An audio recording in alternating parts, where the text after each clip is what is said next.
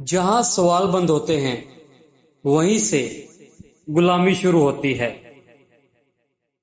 शारीरिक रूप से बेशक आप मजबूत हो, मगर जब तक मानसिक रूप से मजबूत नहीं होगे तब तक आप शोषण का शिकार होते रहेंगे। यदि सभी लोग एक तरह से सोचें, लेकिन सिर्फ एक व्यक्ति अलग विचार रखे, तो भी उसे बोलने का अधिकार होना चाहिए। भविष्य में वो अनपढ़ नहीं होगा जो पढ़ न पाए। अनपढ़ वो होगा जो ये नहीं जानेगा कि सीखा कैसे जाता है। बुद्धिमान व्यक्ति वह है जो जानता है कि वह क्या नहीं जानता।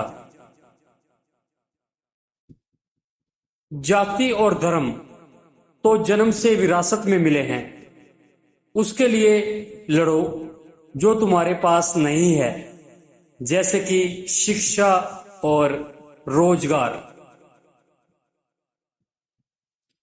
विश्व में सभी देशों द्वारा तैयार सैटेलाइट किसी भी भगवान की तस्वीर नहीं भेज पाते।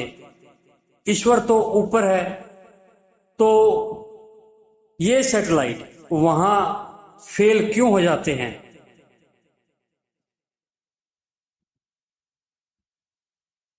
हमें बताया गया लंबे समय से गरीबी, भूखमरी और बीमारी ईश्वर पर यकीन न करने का परिणाम होता है। उस धर्म को इस धरती से समाप्त हो जाना चाहिए जहां केवल एक व्यक्ति को विशेषाधिकार प्राप्त हो और बाकी इससे वंचित रहें।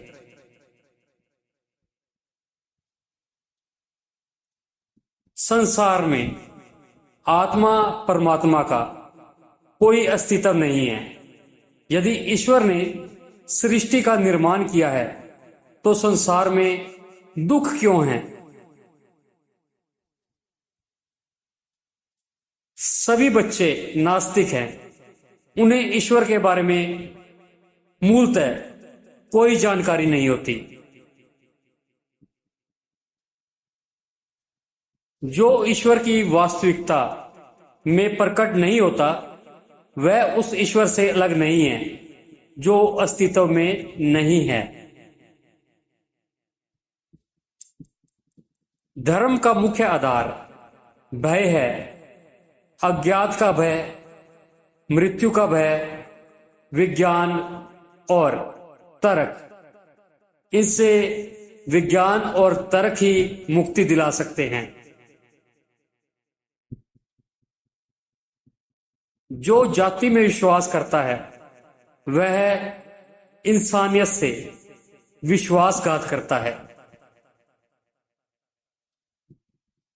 कोई मेरी जाति पूछता है तो मुझे एहसास होता है कि मेरा मानव होने का गौरव छीना जा रहा है।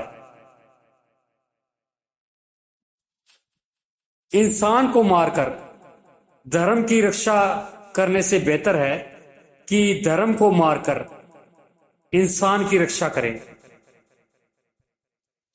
धर्म मनुष्य के हृदय में देवी देवताओं और नरक आदि का भय उत्पन्न करता है और उसका जीना हराम कर देता है। गुलामी केवल शरीर की नहीं, विचारों की भी होती है, और धर्म इसका सबसे बड़ा औजार है। विज्ञान ने हमें यह सिखाया कि दुनिया का विकास प्राकृतिक नियमों से हुआ है, न कि किसी दैवीय शक्ति के हस्तक्षेप से। धार्मिक भीड़ें सोच नहीं सकती, वे बस आदेश मानती हैं। ईश्वर वो जवाब है जो तब दिया जाता है जब समाज के पास कोई जवाब नहीं होता। ईश्वर पर विश्वास करना बिना सबूत के डर में जीना है।